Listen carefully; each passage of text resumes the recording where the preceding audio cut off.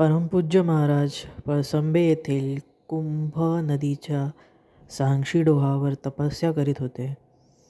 एकदा चंद्रग्रहण आले. हा महत्त्वाचा दिवस म्हणून श्री स्वामींनी एक 6 फूट लांब व 4 फूट रुंद असा खड्डा तयार करून घेतला व त्यात ते उतरले. खड्ड्याचे वरील तोंड बंद करून फक्त हवा येण्यासाठी एक छिद्र ठेवले. अशा रीतीने त्यांनी आपला भूमातेच्या कुशीत कोंडून घेतले. ही हठक योगातील साधना फार कठीण आहे. ग्रहण काळात अशा साधना फार महत्त्वाच्या असतात. काही तास मागे पडले. आकाशात चंद्रग्रहण लागत होते. मध्यरात्रीची वेळ होती. एक पिशाच त्या परिसरात वावरत होते. त्याला श्री स्वामींच्या या प्रकाराची जाणीव झाली. ते जवळ आले.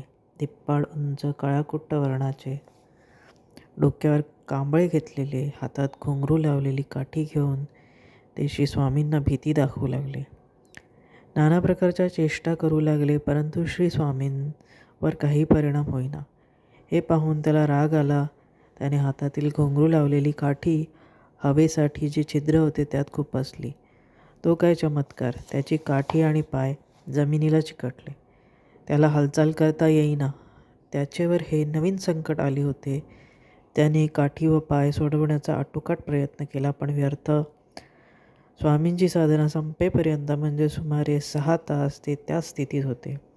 ते पिशाच स्वामींना शरण आले. श्री स्वामींची साधना पूर्ण झाली होती. श्री स्वामी म्हणाले, तू आता कोणाला उपद्रव करू नकोस. तुझा उद्धार झाला आहे. तात्काळ त्याला मुक्ती मिळाली.